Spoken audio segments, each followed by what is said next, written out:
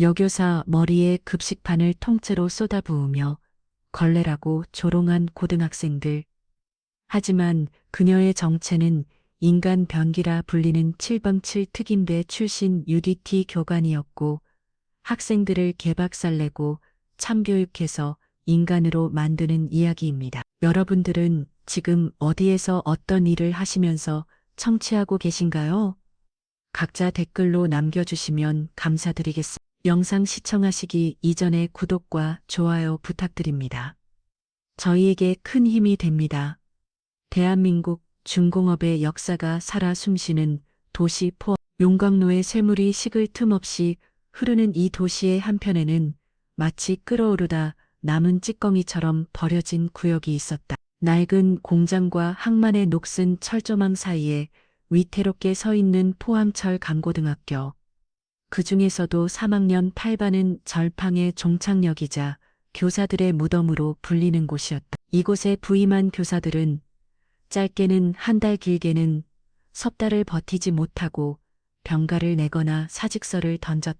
학생이라는 이름 아래 모여 있었지만 그들은 이미 사회의 낙오자이자 스스로를 포기한 야수들에 가까웠다.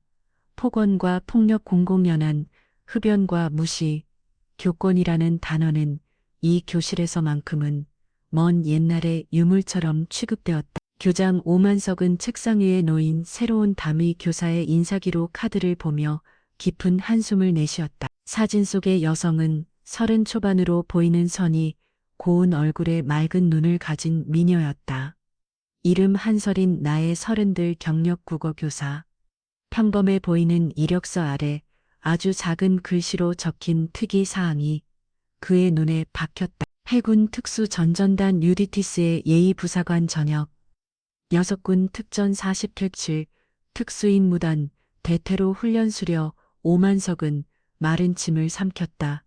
믿기지 않는 경력이었다. 이런 괴물 같은 이력을 가진 여성이 왜 하필이면 이 지옥 같은 곳에 제 발로 걸어 들어오려 하는지 도무지 이해할 수 없었다. 그는 돋보기를 들어 다시 한번 그 부분을 확인했다.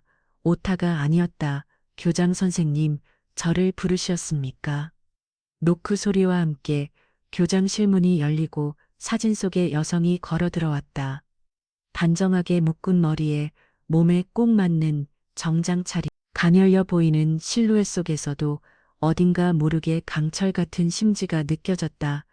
그녀가 바로 한설인이었다.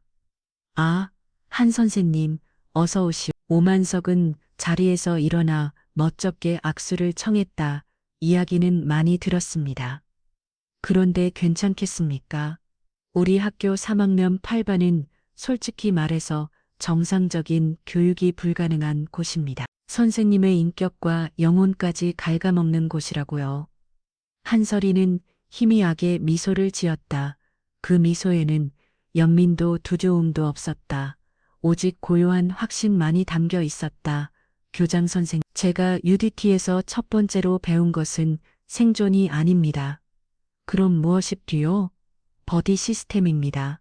어떤 상황에서도 동료를 포기하지 않는 것. 수심 깊은 바닷속이든 적진 한가운데는 내 옆에 동료는 내가 반드시 지켜야 할 임무 그 자체입니다.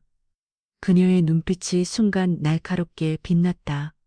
3학년 8반 아이들, 저에게는 구조해야 할 조난 신호를 보내는 버디들로 깊은 절망의 바다에 빠져 허우적대는 아이들이죠. 저는 그 아이들을 포기하러 온 것이 아니라 구하러 왔습니다.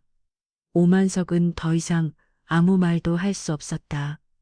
그녀의 목소리에는 단순한 각오를 넘어서는 수많은 사선을 넘어온 자만이 가질 수 있는 무게가 실려 있었다. 그는 떨리는 손으로 3학년 8반의 교실 열쇠를 건넨다.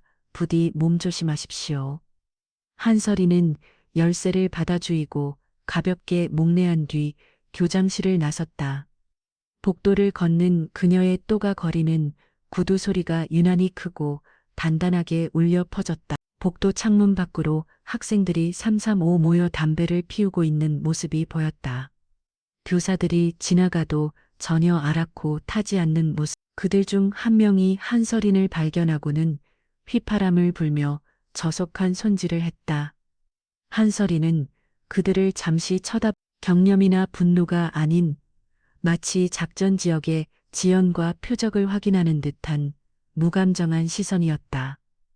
그녀의 발걸음은 조금 더 흔들리지 않았다. 목적지는 반 하나 지옥의 문이라 불리는 3학년 8반 교실이었다. 낡은 철제 교실 문이 불쾌한 소리를 내며 열렸다. 그 순간 교실 안을 떠돌던 혼돈과 아기가 일제히 한 곳으로 집중되었다. 담배 연기와 욕설, 땀과 먼지가 뒤섞인 공기 속에서 30개의 야수 같은 눈동자가 문 앞에 선 한설인에게로 향해 호기심, 경념, 조롱, 그리고 숨기지 않는 노골적인 성적타며 그 모든 감정이 뒤섞인 시선들이 마치 칼날처럼 그녀의 온몸을 후섰다. 교실은 전쟁이라도 치른 듯했다. 부서진 책상과 의자, 깨진 유리창, 벽면을 가득 메운 음담 패설과 욕설 낙서. 이곳은 교실이 아니라 짐승들의 우리였다. 한설이는 아무렇지 않게 교탁을 향해 걸어갔다. 그녀가 한 걸음 내디딜 때마다 야유와 휘파람 소리가 터져나왔다. 야, 이번엔 존나 예쁜데? 얼마나 버티려나? 내가 보기엔 딱 일주일 각이다. 선생님, 우리랑 술래잡기 한번 할래요? 옷 벗기 술래잡기. 온갖 저속한 희롱이 쏟아졌지만 한설인의 표정에는 미동조차 없었다. 그녀가 교탁 앞에 서자 삐딱하게 앉아 이 모든 상황을 지켜보던 한 남학생과 눈이 맞췄다. 권시. 3학년 8반의 실질적인 서열 1위자, 포항 일대에서도 알아주는 폭력 조직의 자기 보스로 거론되는 인물이었다. 그는 먹이감을 관찰하는 맹수처럼 차갑고 냉정한 눈으로 한설인을 응시하고 있었다. 그때 권시역의 오른팔이자 행동대장인 마강일이 자리에서 일어났다. 거대한 덩치에 험악한 인상을 한 그는 입에 물고 있던 담배를 배지도 않은 채 한설인에게 어슬렁거리며 다가왔다. 선생님, 새로 왔으면 신고식을 치러야지. 마강일은 한설인의 바로 앞에서 걸음을 멈추고 그녀의 얼굴에 담배 연기를 길게 뿜어냈다. 지독한 니코틴 냄새와 함께 그의 역겨운 숨결이 느껴졌다. 우리 반 전통인데 새로운 선생님은 나랑 블루스 한 곡 추는 거야. 어때, 영광이지? 마강일의 거친 손이 한설인의 어깨를 향해 뻗어오는 순간이었다. 교실 안의 모든 학생들이 숨을 죽였. 권시혁의 입가에도 힘이 한 조소가 걸렸다. 그러나 마강일의 손은 한설인의 어깨에 닿지 못했다. 번개처럼 뻗어나온 한설인의 손이 마강일의 손목을 잡아채는 가시더니 다음 순간 교실에는 하는 비명과 함께 뼈가 뒤틀리는 끔찍한 소리가 울려 퍼졌다. 반일초 한설이는 마강일의 손목을 꺾고 그의 등 뒤로 돌리고 다른 한 손으로는 그의 목덜미를 정확하게 제압했다. 거구의 마강일은 외마디 비명조차 지르지 못하고 무릎을 꿇었다. 그의 입에서 타에 꽤 함께 피우던 담배가 바닥으로 떨어졌다. 한설이는 고통으로 몸부림치는 마강일의 귓가에 나지막이 속삭였다. 그녀의 목소리는 얼음처럼 차가웠다. 나는 블루스보다 탱고를 더 좋아해. 리드하는 사람이 있으면 파트너는 군말 없이 따라와야지. 안 그래. 교실은 얼어붙었다. 방금 전까지 떠들썩하던 공간은 숨소리 하나 들리지 않는 진공 상태가 되었다. 한설이는 마강이를 가볍게 밀쳐냈다. 그는 바닥에 나린 굴며 꺾인 팔을 부여잡고 신음했다. 한설이는 헝클어진 옷매무서를 바로 하지도 않은 채 교실 전체를 향해 선포했다. 그녀의 목소리는 크지 않았지만 교실 구석구석까지 얼음 파편처럼 나라가 바뀌었다. 오늘부터 너희들의 단밀이 된 한설인이다. 잘 들어, 여기는 더 이상 폐수처리장이 아니다. 오늘부로 여기는 내 작전 구역이다. 그리고 내 작전 구역에서는 내 규칙을 따른다. 불만인 놈이 있나? 아무도 대답하지 못했다. 그녀는 천천히 권시혁에게로 다가갔다. 권시혁은 여전히 삐끗한 자세를 유지하고 있었지만 그의 눈에는 처음으로 당혹감과 차가운 경계심이 떠올라 있었다. 한설이는 그의 책상 앞에 멈춰서서 마치 그의 모든 것을 꿰뚫어보고 있다는 듯 말했다. 권시혁 아버지, 권동진은 사채업과 유흥업소 운영, 어머니는 내가 어릴 때 집을 나가 폭행, 갈치, 협박으로 소년원 기록 2번, 입으로 떠도는 건 자신 있나 보네. 그런데 그 입보통은 가진 게 없거나 겁이 많은 녀석들이 마지막으로 휘두르는 무기지. 넌 어느 쪽이지? 권시혁의 얼굴이 딱딱하게 굳었다. 자신의 개인정보를 줄줄 꿰고 있는 것도 놀라웠지만 자신의 가장 깊은 곳을 찔러오는 그녀의 말에 그는 아무런 대꾸도 할 수 없었다. 한설이는 다시 교실 중앙으로 돌아와 전체를 향해 마지막 경고를 날렸다. 똑똑히 새겨들어. 앞으로 나 한설인에게 그리고 이 교실의 그 누구에게는 성적 모욕이나 인격적 모독을 하는 자는 내가 직접 인간이 무엇인지 다시 가르쳐 주겠다. 인체 구조부터 사회적 역할까지 아주 상세하고 뼈저리게. 알아들었나? 그녀의 선포는 3학년 탈반이라는 이름의 정글에 떨어진 새로운 법칙이었다. 야수들의 왕조에 앉아있던 권시혁의 세계에 감히 누구도 대적할 수 없을 것 같았던 그들의 질서에 아름답지만 강철보다 단단한 새로운 포식자가 등장한 순간이었다. 첫날의 충격 요법은 교실의 물리적인 소음을 잠재웠다. 더 이상 대놓고 야유를 보내거나 희롱을 하는 학생은 없었다. 하지만 그것은 복종이 아니었다. 독사들이 다음 공격을 위해 몸을 웅크리듯 아이들은 한설인을 경계하며 날카로운 관망의 자세를 유지했다. 권시혁은 침묵했고 그의 침묵은 8반 전체의 침묵으로 이어졌다. 며칠간의 어색한 평화가 이어졌다. 한설이는 아이들을 윽박지르거나 굴복시키려 하지 않았다. 그녀는 마치 정글 속의 동물 행동학자처럼 아이들 하나하나의 행동과 습관, 관계도를 묵묵히 관찰하고 분석했다. 제압해야 할 적이 아니라 구조 신호조차 보내지 못하는 표적들을 파악하는 과정이었다. 사건은 점심시간에 터졌다. 시끄럽고 혼란스러운 급식실은 포항철 강고의 무질서가 가장 적나라하게 드러나는 공간이었다. 그곳에서 3학년 8반 아이들은 제왕처럼 군림했다. 그날도 마강일과 그 무리들은 다른 학년 학생의 식판을 굴빼앗고 줄을 서 있는 학생들을 밀치며 행패를 부리고 있었다. 대부분의 교사들은 이를 보고도 못 본 척 고개를 돌리는 것이 일상이었다. 그때 나이가 지긋한 박 선생이 용기를 내어 마강일에게 다가갔다. 마강일, 다른 학생들 괴롭히지 말고 조용히 좀 먹을 수 없겠나? 마강일은 기다렸다는 듯이 비웃음을 터뜨렸다.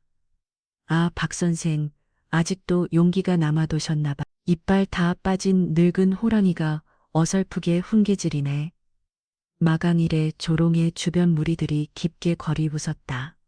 박 선생은 몸열감에 얼굴이 붉어졌지만 차마 더 이상 말을 잇지 못하고 돌아섰다. 바로 그 순간 마강일은 비열한 미소를 지으며 발을 뻗어 박 선생의 다리를 걸었다.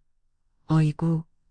박 선생은 중심을 잃고 그대로 바닥에 넘어졌다. 그의 손에 들려있던 식판이 공중으로 날아올랐고 밥과 국 반찬들이 사방으로 흩어졌다. 급식실은 순간 조용해졌고 모든 시선이 넘어진 박 선생과 그를 비우는 마강일에게로 쏠렸다.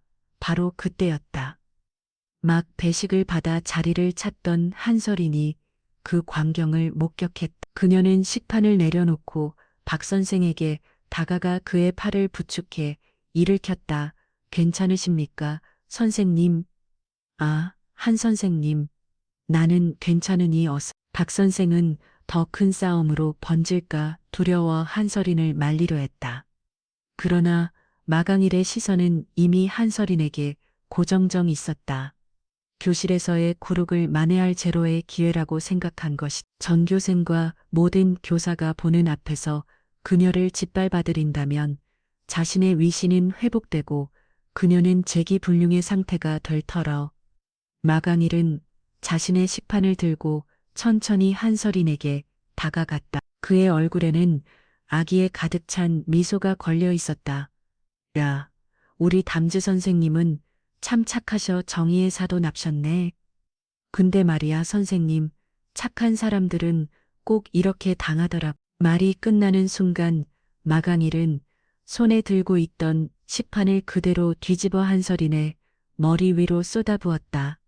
찰퍼덕을 붉은 김치 국물과 뜨거운 밥, 기름진 반찬들이 그녀의 머리와 얼굴, 어깨 위로 끔찍하게 흘러내렸다. 반정한 정장은 순식간에 음식물 쓰레기로 뒤덮였다. 급식실 전체가 숨을 멈췄다. 시간마저 얼어붙은 듯한 정장. 학생들은 경악했고 교사들은 아연실쇼했다. 이것은 단순한 장난이나 반항이 아니었다. 교사에 대한 명백한 테러이자 인격에 대한 살인이었다. 멀리서 이 모든 것을 지켜보던 권시혁조차 미간을 찌푸렸다. 그의 예상보다 훨씬 선을 넘어버린 행동이었다. 모두가 한설인이 울음을 터뜨리거나 비명을 지르거나 혹은 무력하게 주저앉을 것이라고 예상했다. 하지만 그녀는 그러지 않았다. 한설인은 아무 말 없이 천천히 손을 들어 얼굴을 타고 흐르는 김치 국물을 닦아냈다. 그녀의 움직임은 놀랍도록 침착하고 절제되어 있었다. 고개를 숙이지도 눈을 피하지도 않았다. 그녀는 천천히 고개를 들어 마강이를 바라보았다. 그녀의 눈을 본 순간 마강이를 자신도 모르게 뒷걸음질 쳤다.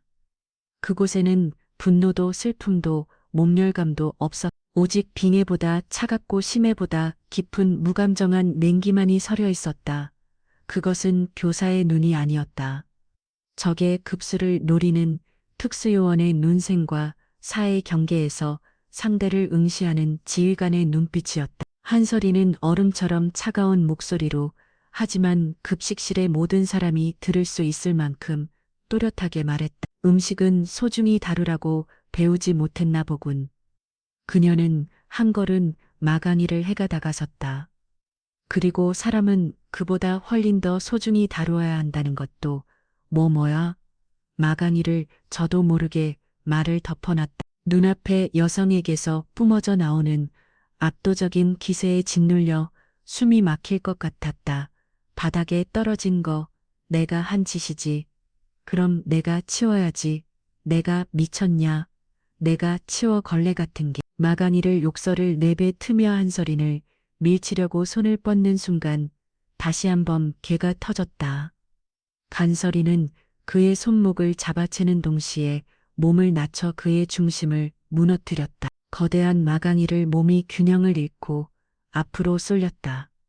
한설이는 그 힘을 역이용해 그의 다리를 걸어 넘어뜨렸고 그의 팔을 등 뒤로 꺾고 바닥에 완전히 제압했다. 모든 것이 눈 깜짝할 사이에 일어났다. 그 마강이를 아까워는 비교도 안 되는 고통에 찬 비명을 질렀다. 한설이는 그의 머리를 바닥에 처박은 채 그의 귀가에 속삭였다. 이게 두 번째 수업이다. 모든 행동에는 책임이 따른다는 것. 특히 넘지 말아야 할 선을 넘은 행동에는 반드시 대가가 따른다는 걸 내 뼈에 새겨주지. 한설이는 마강이를 일으켜 세웠다. 아니, 질질 끌고 갔다는 표현이 더 정확했다. 그녀는 그를 바닥에 흩어진 음식물 앞에 내동댕이 쳤다. 치워.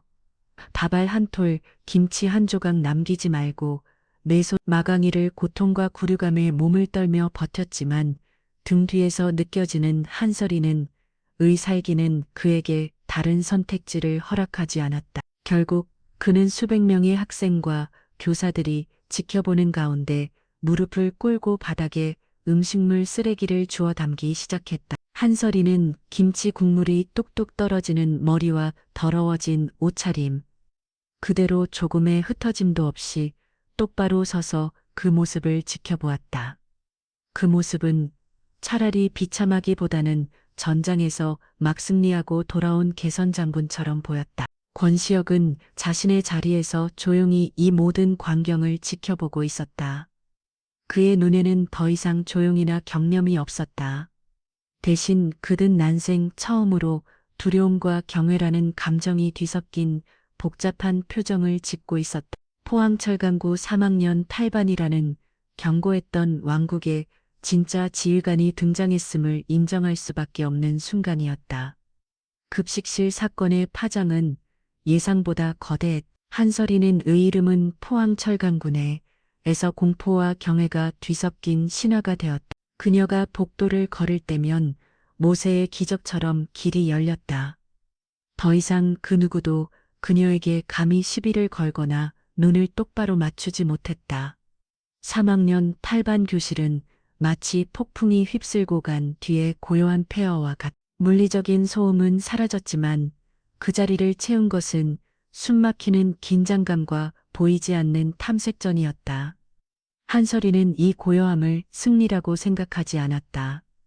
그녀는 UDT 시절 적진에 침투하기 전에 그 숨막히는 정적을 수없이 경험했다. 진짜 전쟁은 요란한 총성이 아니라 이 침묵 속에서 시작된다는 것을 알고 있었다.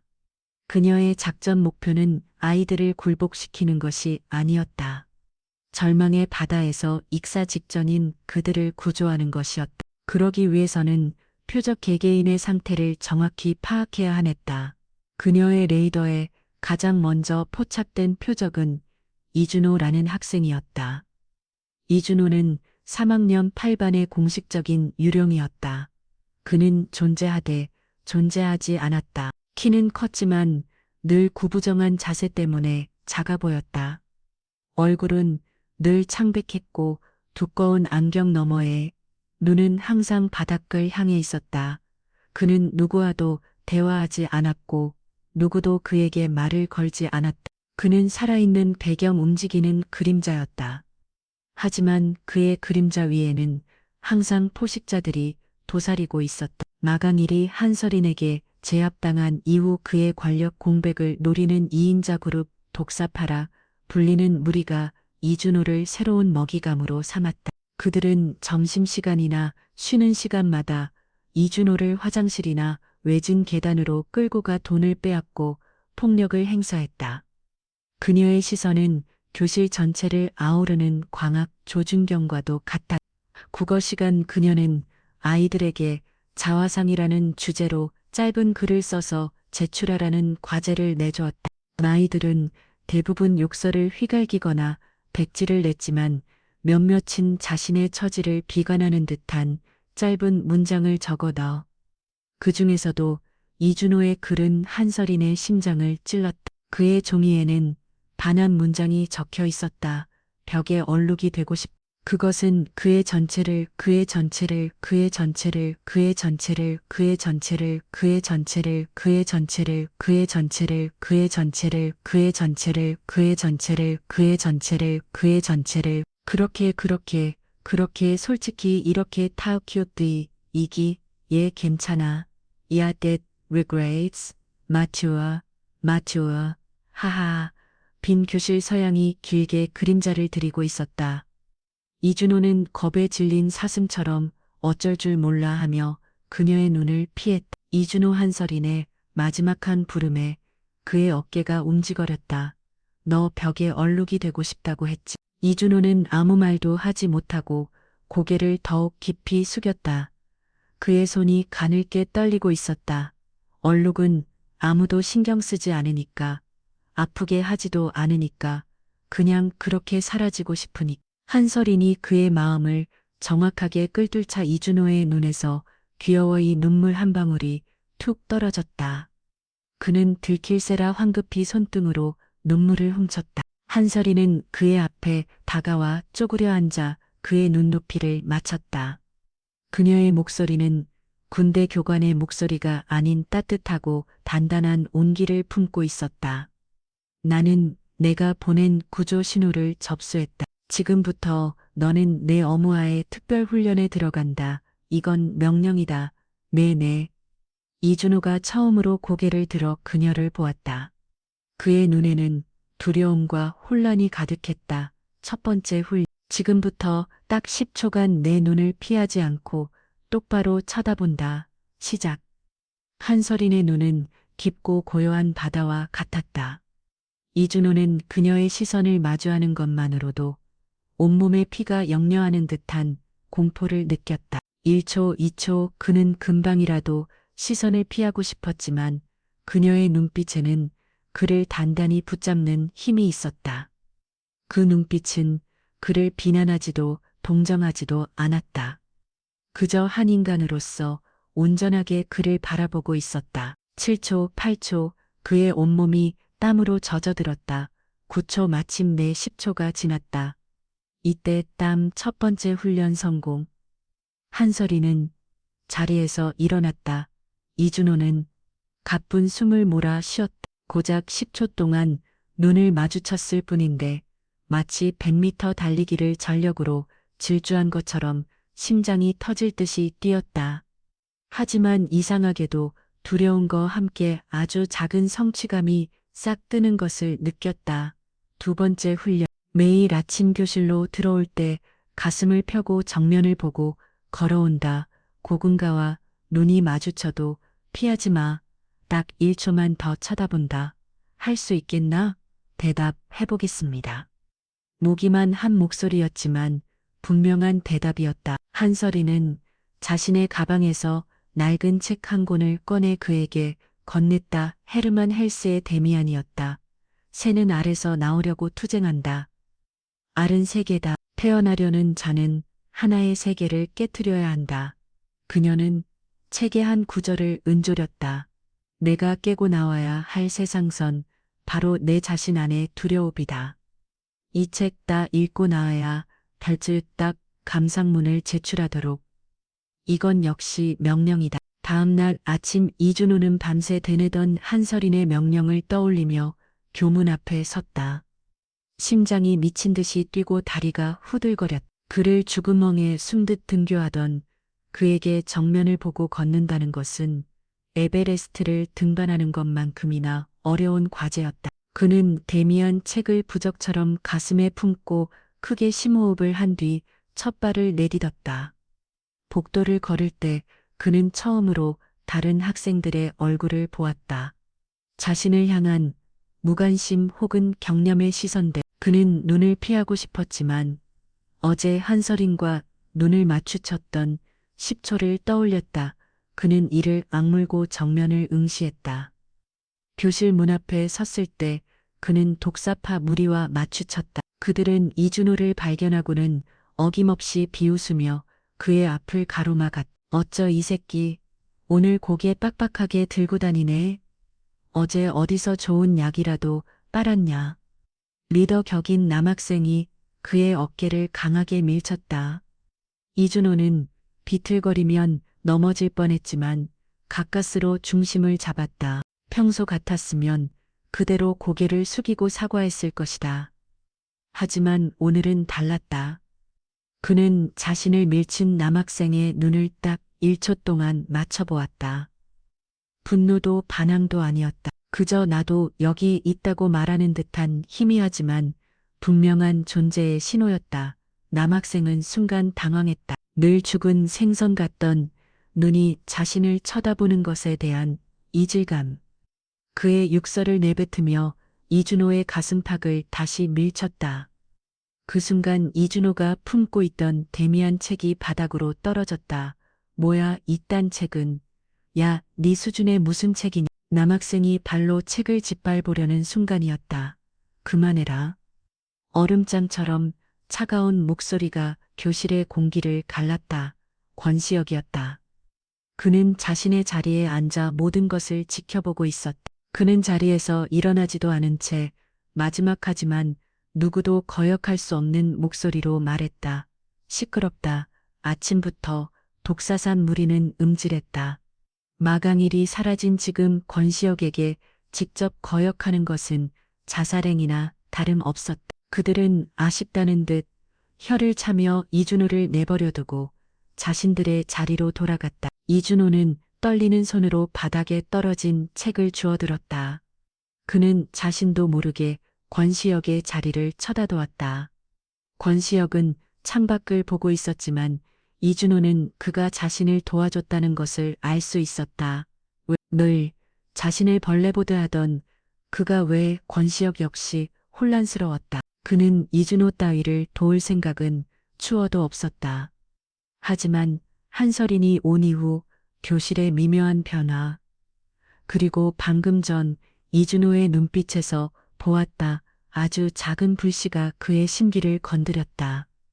그것은 동정이 아니었다. 자신의 완벽하게 통제된 왕국에 자신의 허락도 없이 새로운 질서를 만들려는 한설인에 대한 불쾌감, 그리고 그 질서에 반응하기 시작한 가장 미약한 존재에 대한 기묘한 호기심이었다. 한설인은 교실 뒤편에서 이 모든 것을 지켜보고 있었다.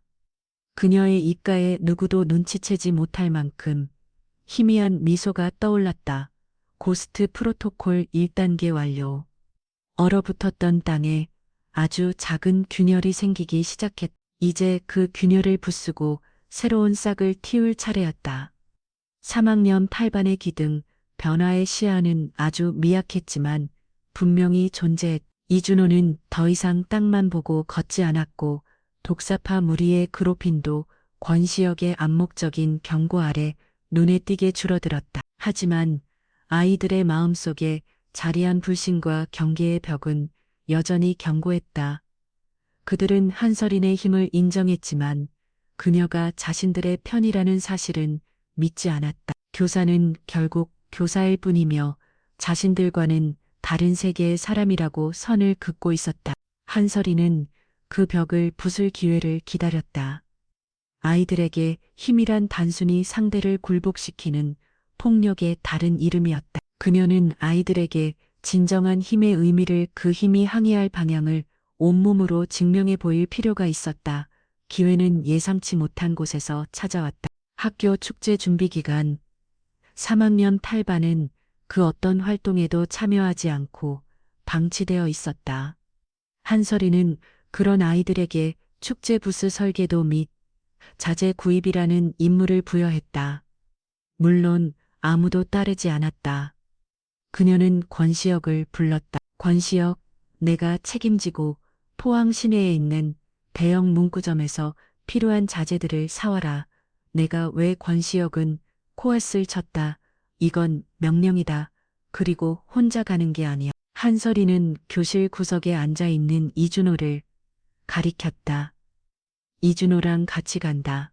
필요한 물품 목록은 이준호가 가지고 있으니 너는 음반과 경호를 책임지도록. 왕과 유령의 조합. 교실의 모든 아이들이 황당하다는 듯 그들을 쳐다봤다. 권시혁의 얼굴이 험악하게 일그러졌다. 자신에게 이런 모욕적인 임무를, 그것도 가장 하찮게 여기는 이준호와 함께 하라는 것은 명백한 도발이었다. 장난함일까가 지금 내 임무에 장난은 없다.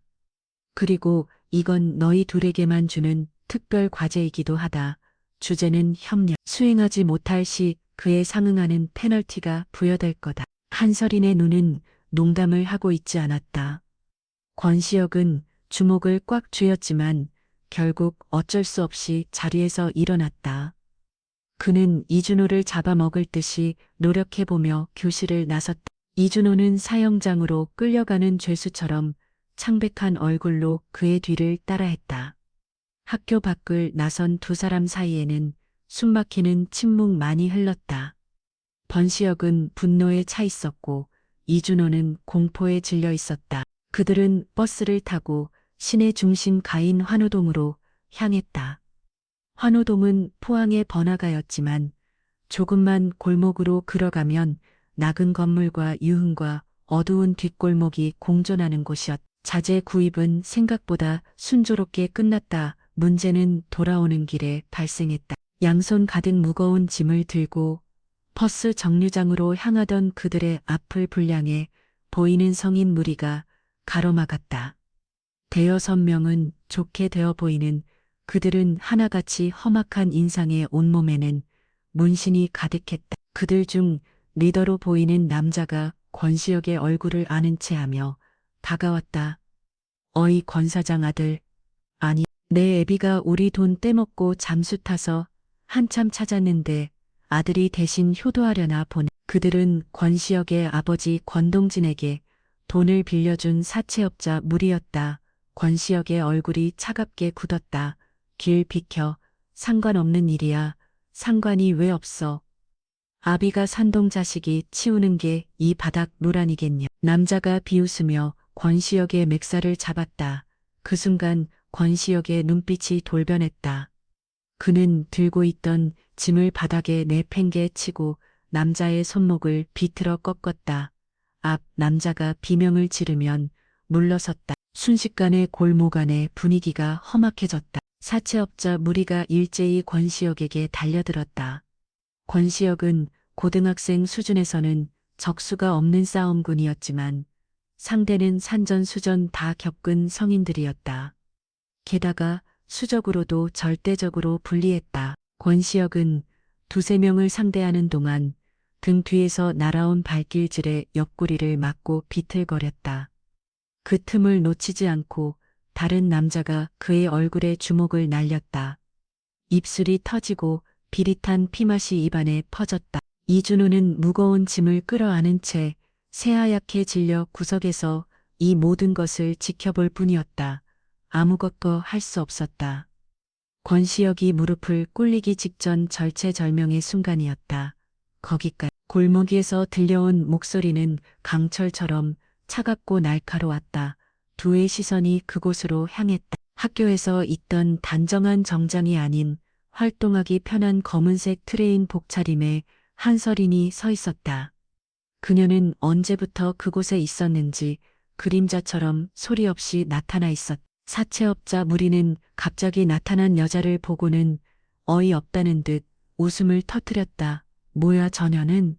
애들 선생님이라도 되나? 몸매는 좋은데 잘못 끼어들면 다친다고 곱게 집으로 가시지. 리더 격인 남자가 음영한 미소를 지으며 한서린에게 다가갔다. 선생님 애들 교육은 학교에서나 하시고 우리 일에 끼어들지 않는 게 좋을 텐데 아니면 우리랑 좀 더 재밌는 교육 한번 해볼까? 남자의 더러운 손이 그녀의 어깨를 향해 뻗어왔다. 권시혁은 피를 닦으며 소리쳤다. 오지마 위험아. 하지만 그의 말은 끝을 맺지 못했다. 남자의 손이 닿기 직전 한서린의 몸이 스프링처럼 튀어올랐다. 그녀의 움직임은 눈으로 따라가기 힘들 정도로 빠르고 간결했다. 그녀는 남자의 손목 관절을 정적히 꺾고 제압하고 그대로 그의 팔을 지렛대 삼아 몸을 회전시켜 그의 목에 바리를 감았다. 특수부대에서 사용하는 시저스 홀드였다. 남자는 비명조차 지르지 못하고 바닥에 쓰러져 발버둥쳤다. 순식간에 벌어진 일에 나머지 무리들은 잠시 멍하니 서 있었다. 그 짧은 순간을 한서린은 놓치지 않았다. 그녀는 가장 가까이 있던 남자의 명치를 팔꿈치로 가격했다. 급수를 맞은 남자는 숨을 쉬지 못하고 쓰러졌다. 다른 남자가 주머니에서 접이 식칼을 꺼내 휘둘렀다. 한서린은 몸을 숙여 칼날을 피하는 동시에 상대의 손목 안쪽 급수를 손날로 내리쳤다. 생그랑 소리와 함께 칼이 바닥에 떨어졌고 남자는 감전이라도 된 듯 손목을 부여잡고 비명을 질렀다. 그녀의 움직임에는 한치의 망설임이나 군더더기가 없었다. 그것은 싸움이 아니었다. 훈련된 전문가가 목표를 무력화시키는 작전이었다. 그녀는 골목의 지형짐을 완벽하게 활용했다. 벽으로 상다를 밀어붙여 중심을 무너뜨리고 버려진 맥주병 상자를 걷어차 상대의 시선을 분산시켰다. 권시혁은 넋을 잃고 그 광경을 바라보았다. 자신이 했던 싸움과는 차원이 달랐다. 그의 싸움이 분노와 힘에 과시했다면 한서린의 싸움은 철저하게 계산된 효율과 정밀함 그 자체였다. 그녀는 힘으로 상대를 압도하는 것이 아니라 상대의 힘을 역이용하고 급수를 정확하게 타격하여 최소한의 움직임으로 최대한의 효과를 냈다. 불과 1분도 되지 않아 권장한 성인 남성 대여섯 명이 골목 바닥에 쓰러져 신음하고 있었다. 한서린은 흩떨어진 없는 자세로 그들 가운데 서서 가뿐 숨을 몰아 쉬었다. 그녀의 이마에 맺힌 땀방울이 그녀가 겪은 격전의 유일한 흔적이었다. 그녀는 쓰러진 남자들을 한심하다는 듯이 내려다보고는 경찰에 신고하려는 듯 휴대폰을 꺼내들었다. 그러자 리더 격인 남자가 겁에 질려다 급하게 외쳤다. 잘못했습니다. 다시는 안 나타나겠습니다. 제발 신고만은. 한설이는 잠시 그를 내려다보다가 휴대폰을 다시 주머니에 넣었다. 내 목숨값은 이 아이들이 무사한 걸로 대신 바뀌었다. 10초 준다. 내 눈앞에서 사라져. 그들은 기다렸다는 듯이 비틀거리는 몸을 이끌고 비명을 지르며 도망쳤다. 골목에는 다시 정적이 찾아왔다. 한설이는 그제야 권시혁과 이준호에게 다가갔다. 그녀의 눈빛은 방금 전에 살벌함은 온데간데 없고 다시 교사의 눈빛으로 돌아와 있었다. 괜찮나? 그거는 권시혁의 터진 입술을 살펴다. 그의 팔뚝에도 길게 긁힌 상처가 나 있었다. 한설이는 아무 말 없이 자신의 옷 소매를 찢어 그의 상처를 지혈해 주었다. 권시혁은 저도 모르게 움직하며 그녀의 손길을 피했다. 당신 대체 정체가 뭡니까? 그의 목소리는 미세하게 떨리고 있었다.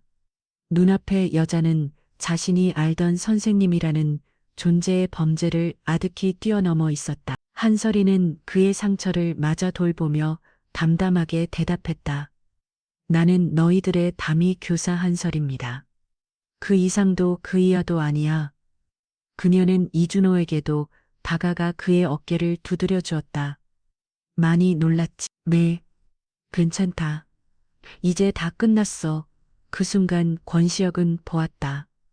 그녀의 손등에도 칼에 스친 듯 붉은 상처가 나 있고 피가 배어 나오고 있었다. 하지만 그녀는 자신의 상처는 아랑곳하지 않고 오직 자신과 이준호의 안위만을 살피고 있었다. 진정한 힘이란 무엇인가? 그것은 상대를 짓밟고 군림하는 것이 아니었다. 소중한 것을 지키기 위해 자신을 깊어 이 위험에 내던지는 용기, 자신보다 약한 존재를 보호하는 책임감. 권시혁의 머릿속에서 자신이 믿어왔던 힘의 철학이 와르르 무너져 내리고 있었다. 그는 평생 처음으로 누군가에게 보호받았다는 생경한 감각에 휩싸였다. 그리고 그 대상이 자신이 그토록 무시하고 격렬했던 선생님이라는 사실에 극심한 혼란을 느꼈다. 돌아오는 버스한 세 사람 사이에는 아무런 대화도 오가지 않았다. 하지만 침묵 속에서 견고했던 불신의 벽에 거대한 균열이 생기고 있었다. 왕국의 폭군은 처음으로 자신을 지키는 강철의 지휘관을 만난 것이다. 환호동 뒷골목의 격전은 학교에 알려지지 않았다. 한설인과 권시혁, 이준호 세 사람만의 비밀이 되었다. 하지만 그날의 사건은 권시혁의 내면의 거대한 파문을 일었다.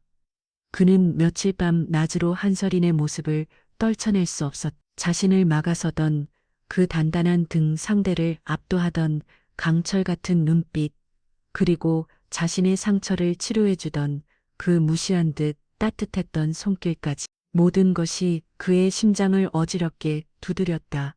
그는 혼란스러웠다. 한설이는 자신이 격렬하던 어른이자 선생님이었다. 그런데 왜 그녀에게서는 자신이 그토록 갈망했던 진짜 강함이 느껴지는 것일까? 그녀는 대체 어떤 사람이기에 자신과 같은 패급들을 위해 기꺼이 몸을 던지는 것일까? 의문은 꼬리에 꼬리에 물고 그의 머릿속을 헤집었다. 그러던 중 학교의 불길한 소문이 퍼지기 시작했다. 한설인의 과격한 학생 지도 방식에 대해 익명의 투서가 교육청에 접수되었다는 것이었다. 특히 급식실에서 마강애를 폭력적으로 제압했던 사건이 주요 문제로 거론되며 교육청 감사가 시작될 것이라는 말까지 마돌았다. 교무실의 분위기는 싸늘하게 식었고 다른 교사들은 그녀를 대놓고 피하기 시작했다. 학생을 위한다는 명분 아래 학교의 명예를 실추시킨 문제 교사라는 낙인이 찍힌 것이다. 권시혁은 이 모든 상황이 자신 때문에 시작된 것 같아 참을 수 없는 죄책감과 분노를 느꼈다. 자신을 지키기 위해 싸웠던 그녀가 이제는 세상의 공격을 받는 방패막이가 되어버린 꼴이었다. 그는 처음으로 누군가를 위해 무언가를 해야 한다는 강렬한 충동에 휩싸였다. 그날 학교 시간 권시혁은 모두가 떠난 교무실에 홀로 남아 서류를 정리하고 있는 한설인을 찾아갔다. 노을이 붉게 물든 창가에 선 그녀의 뒷모습은 그날 골목에서 봤던 모습과 겹쳐졌지만 어딘지 모르게 위태롭고 외로워 보였다. 할 말 있습니다. 권시혁의 목소리에 한설인이 천천히 돌아보였다. 그녀의 얼굴은 평소와 다름없이 담담했지만 눈빛에는 깊은 피로감이 서려 있었다. 무슨 일이지? 환호동에서 왜 그렇게까지 했습니까? 우리 같은 놈들 때문에 선생님 생 망가질 수도 있는 거 몰랐어요. 그의 목소리에는 날카로운 가시와 함께 서툰 걱정이 묻어 있었다. 한설이는 잠시 창밖을 바라보다가 나지막이 입을 열었다. 내가 왜 군대를 그만두고 교사가 됐는지 궁금하지 않나? 예상치 못한 질문에 권시혁은 대답하지 못했다. 그녀는 텅 빈 교무실 의자에 앉으며 아주 먼 곳을 바라보듯 아픈 과거를 꺼내놓기 시작했다.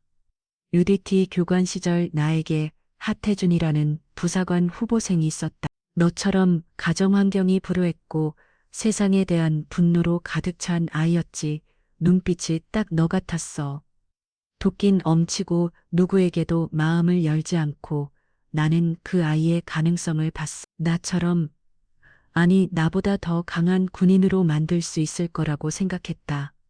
그녀의 목소리가 미세하게 떨렸다. 그래서 누구보다 더 혹독하게 훈련시켰다. 한계까지 몰아붙이고 일부러 더 모질게 되었지.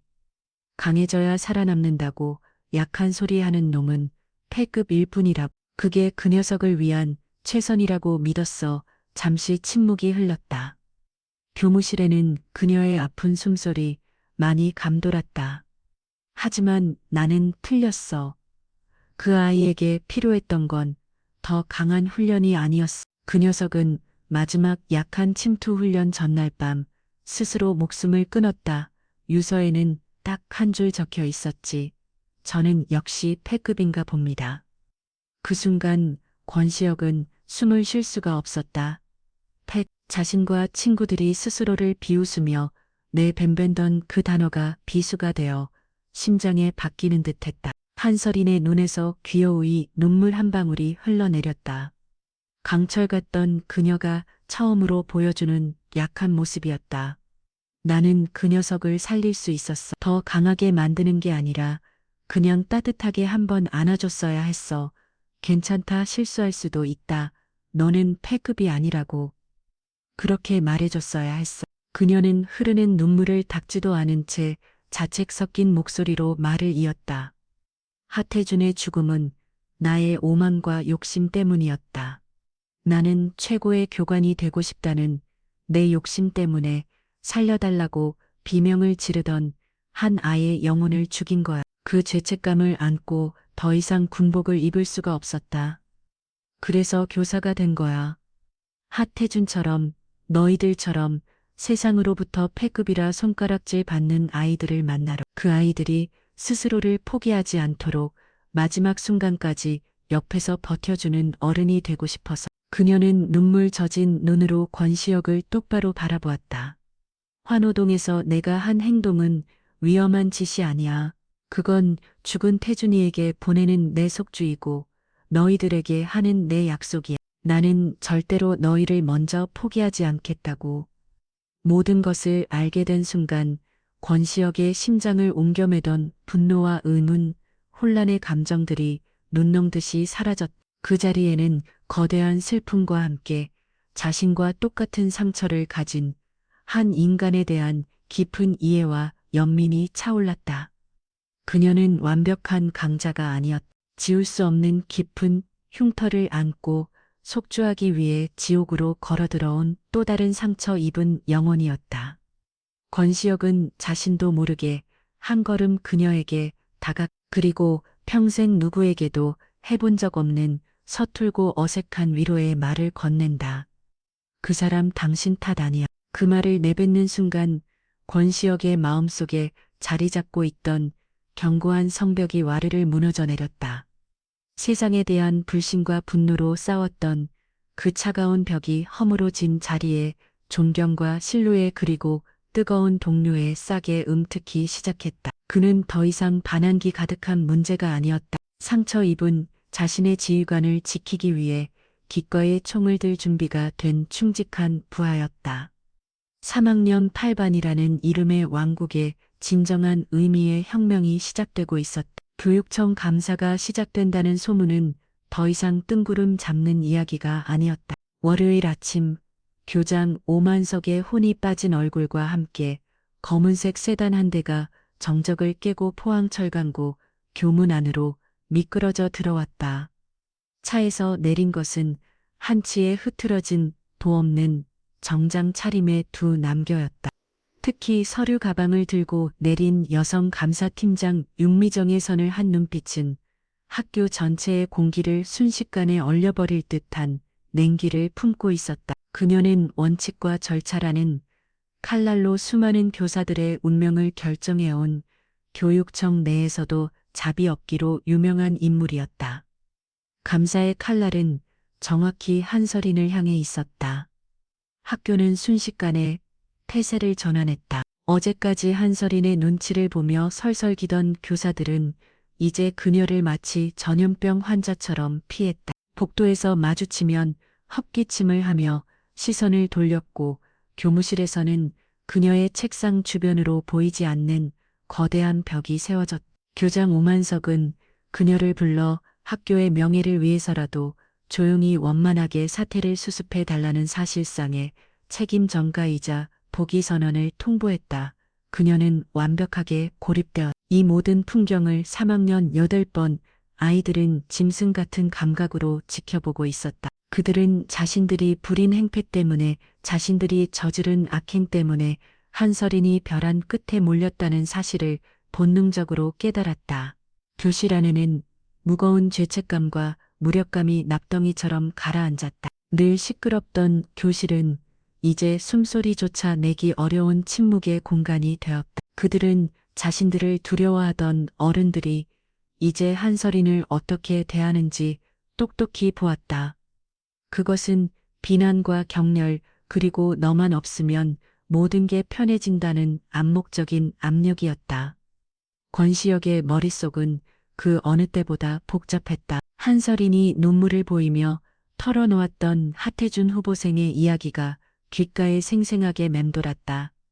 저는 역시 패급인가 봅니다.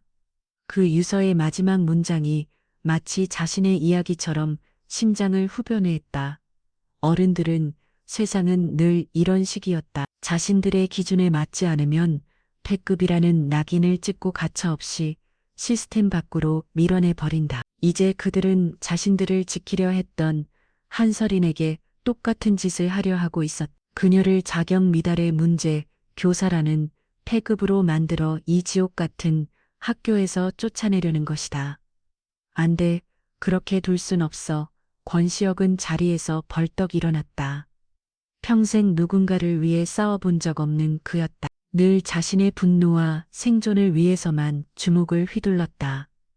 하지만 지금 그의 안에서는 완전히 다른 종류의 투지가 불타오르고 서었고, 그것은 분노가 아닌 의지였고 파괴가 아닌 수호를 향한 열망이었다. 그는 처음으로 폭군이 아닌 리더로서 교타가 패섰다. 어수선하게 앉아있던 아이들의 시선이 모두 그에게로 향했다. 다들 봤지.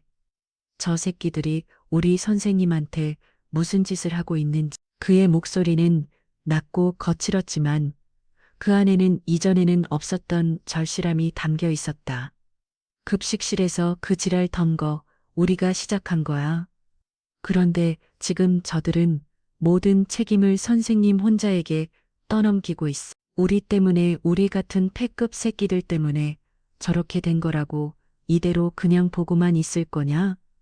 아무도 쉽게 대답하지 못했다. 무력감이 교실을 지배하고 있었다. 그때 가장 구석진 자리에서 늘 유령처럼 앉아있던 이준호가 조용히 손을 들었다. 모두의 시선이 그에게 쏠렸다. 한서린의 고스트 프로토콜 이후 조금씩 자신의 존재감을 찾아가던 그였다. 탄원서를 쓰면 어떨? 그의 목소리는 작았지만 침묵 속에서는 누구의 외침보다도 크게 울렸다. 우리가 선생님이 어떤 분인지, 우리에게 어떤 의미였는지 글로서 제출하는 거야. 우리가 직접 혁명적인 제안이었다. 주먹과 욕설 외에는 자신을 표현할 방법을 몰랐던 아이들에게 글로써 후자는 제안은 생경했지만 동시에 유일한 희망처럼 느껴졌다. 권시혁의 눈이 빛났다. 그는 이준호를 가리켰다. 좋은 생각이다. 이준호, 내가 탄원서 초안 작성을 맡아. 넌 할 수 있어. 그리고 그는 교실을 둘러보며 과거 자신의 수족처럼 부리던 독사파 무리를 지목했다. 너희들은 우리 반 애들 전원에게 서명을 받아와. 단 한 명도 빼놓지 말고. 이건 부탁이 아니라 명령이다. 방패작전. 아이들은 스스로 작전명을 붙였다. 외부의 부당한 공격으로부터 자신들의 지휘관을 지키기 위한 그들 생애 최초의 조직적인 저항이었다. 교실은 다시 활기를 띠기 시작했다. 하지만 그 활기는 이전의 혼돈과는 질적으로 달랐다. 공동의 목표를 향한 건강한 에너지였다. 이준호는 밤을 새워 탄원서를 썼다. 한서린이 건네준 데미안을 읽으며 어설프게 남아 깨우쳤던 문장의 힘을 총동원했다. 그는 미사역을 쓰지 않았다. 대신 3학년 8번에 일어났던 작은 변화들을 담담하게 적어내려갔다. 땅만 보고 걷던 자신이 처음으로 하늘을 보게 된 이야기. 욕설 외에는 대화가 없던 교실에서 처음으로 친구의 이름을 불러준 이야기. 그리고 한서린이라는 어른이 어떻게 자신들을 패급이 아닌 구조가 필요한 사람으로 바라봐 주었는지에 대한 이야기였다. 그의 글이는 서바지만 진심이 담겨 있었다. 독사파 무리의 서명운동은 난관에 부딪혔다. 아이들은 냉소적이었다. 우리가 이런 거 한다고 뭐가 달라져. 괜히 밉보았다가 찍히면 어쩌려고. 하지만 독사파 아이들은 포기하지 않았다. 과거의 폭력적인 방식이 아닌 서툰 설득으로 맞았다. 야, 그래도 그 선생님은 좀 달랐잖아. 우리를 사람 취급은 해줬잖아. 그 과정에서 그들은 처음으로 타인에게 고개를 숙이고 자신들의 생각을 설명하고 동의를 구하는 법을 배웠다. 마침내 3학년 8반 학생 전원의 이름과 지장이 찍힌 판원서가 완성되었다. 권시혁과 이준호, 그리고 몇몇 아이들이 대표로 판원서를 들고 감사팀이 임시로 사용하고 있는 회의실로 향했다. 그들의 발걸음은 비장했고 표정은 굳어 있었다. 무슨 일이지? 감사팀장 윙미정은 서류에서 눈을 떼지도 않은 채 차갑게 물었다. 권시혁이 대표로 나서 탄원서를 내밀었다. 저희 다무 선생님에 대한 탄원서입니다. 저희의 이야기를 들어주십시오. 윙미 정은 그제야 고개를 들었다. 그녀는 아이들과 탄원서를 번갈아 훑어보더니 안경을 고쳤으며 서류를 받아들었다. 그녀는 탄원서를 빠르게 읽어내려갔다. 아이들은 숨을 죽이고 그녀의 반응을 기다렸다. 잠시 후 윙미정은 탄원서를 책상 위에 내려놓았다.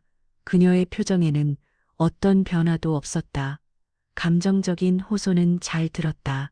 그녀의 목소리는 얼음 조각 같았다. 하지만 감사는 규정과 절차에 따라 객관적인 사실관계를 확인하는 과정이다. 학생들의 개인적인 감상이나 주관적인 의견이 개입될 여지는 없어. 하지만 이건 사실입니다. 선생님이 오시고 우리 반은 변했다고요.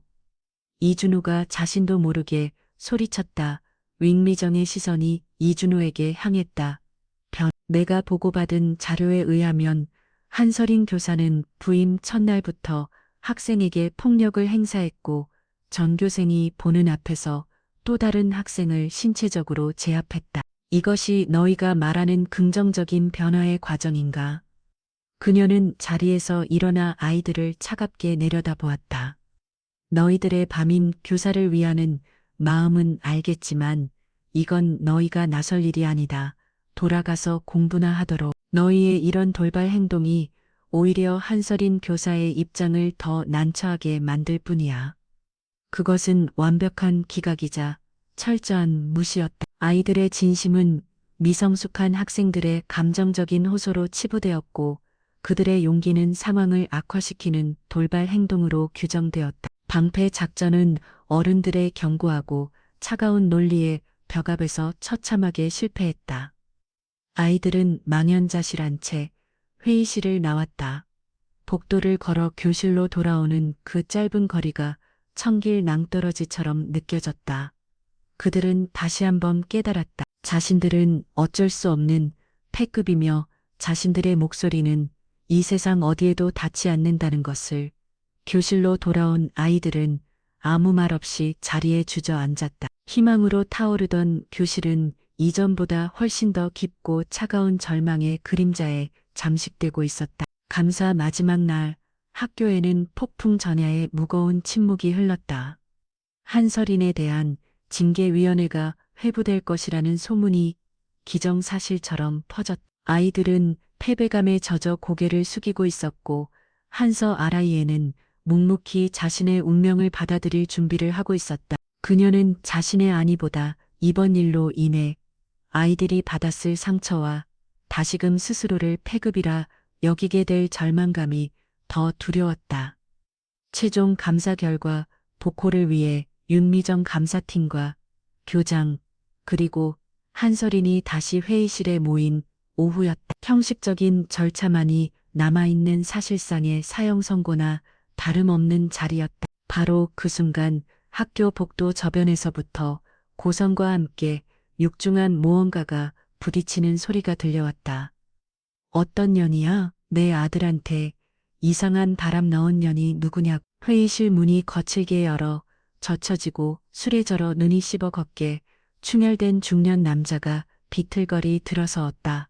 권시혁의 아버지 권동진이었다. 그는 사채업자들에게 아들이 얻어맞고 웬 미친 여선생이 끼어들었다는 이야기를 전해 듣고는 모든 문제의 원인이 한서린에게 있다고 단정하고 학교로 쳐들어온 것이었다. 당신이 한서린이야. 원동진은 술 냄새를 풍기며 한서린에게 손가락질을 했다. 그의 눈에는 이성을 잃은 분노와 폭력성이 가득했다. 내가 뭔데 내 아들 인생에 끼어들어. 가뜩이나 문제 많은 놈 학교에서 주죽은 듯이 있다가 졸업이나 시키면 될 것을 내가 나서서 일을 이따위로 만들어. 교장 오원석이 기겁하며 그를 말렸다. 권 선생님 진정하시고 여긴 지금 권동진은 교장을 거칠게 밀어냈다. 당신들 전부 한통속이지 내 아들 하나 어떻게 해보려는 거 아니냐고. 이 모든 소선을 들은 권시혁이 회의실로 달려왔다. 그리고 문 앞에서 그는 얼어붙었다. 자신의 인생을 지배온 공포의 근원 아버지. 그리고 자신에게 처음으로 다른 삶이 가능하다고 말해준 어른 한서린.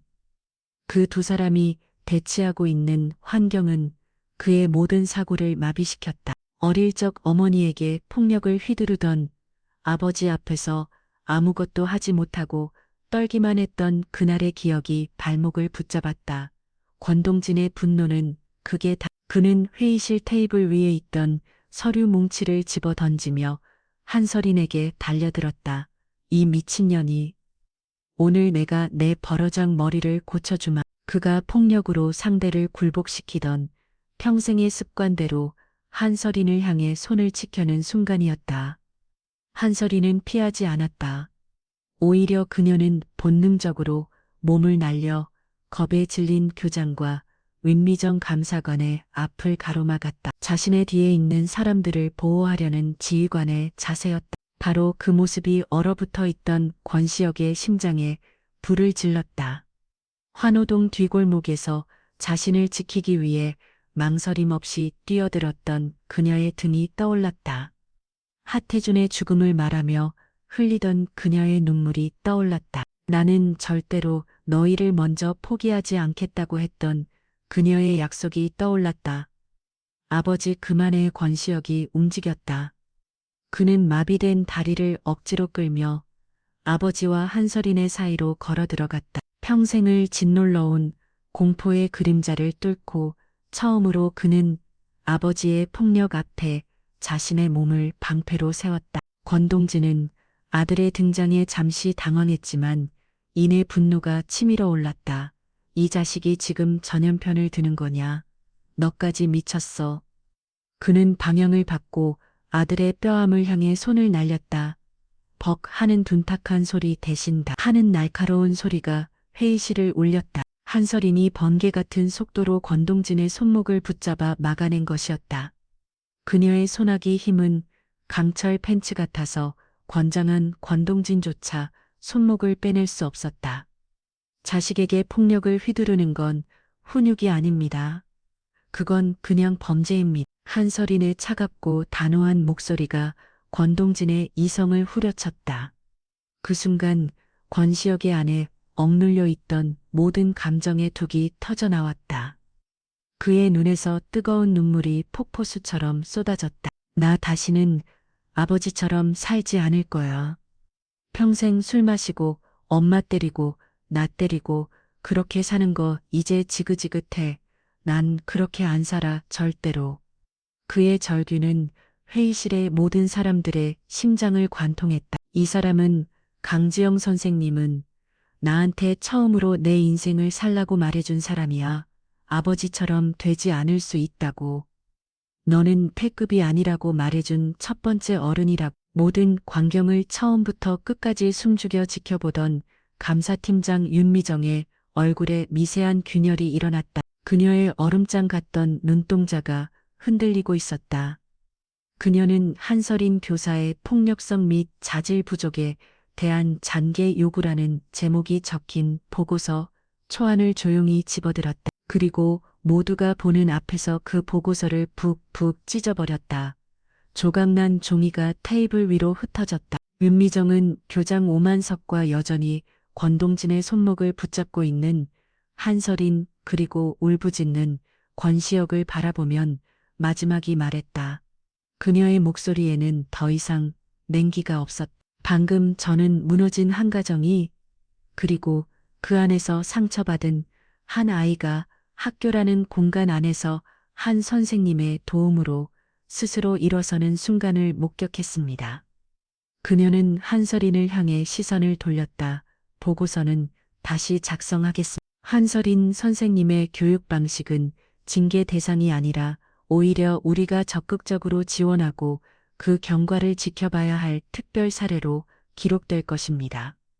그것은 감사관의 선언이자 진짜 진실에 대한 인정이었다. 서류와 규정 속에 갇혀있던 진실이 아닌 하나의 눈물과 용기 속에서 드러난 살아있는 진실. 권시혁은 무너져 내리듯 주저앉아 오열했고 한서린은 그의 곁에 조용히 다가가 떨리는 어깨 위에 단단하고 따뜻한 손을 올려놓았다. 지옥 같던 3학년 8반의 싸움은 그렇게 가장 아프고도 가장 찬란한 승리를 맞이하고 있었다.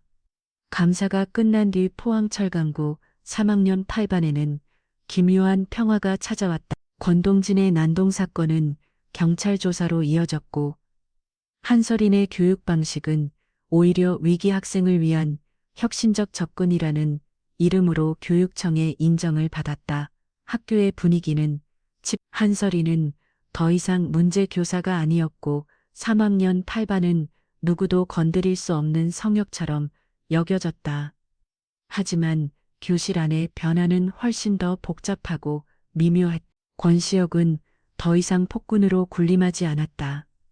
그는 혼란스러운 왕국을 물려받은 젊은 왕처럼 말없이 교실을 둘러보며 깊은 생각에 잠기는 날이 많아졌다. 그의 옆을 지키던 독사파 무리는 힘의 방향을 잃고 어색하게 서성했다. 이준호는 더 이상 투명 인간이 아니었다.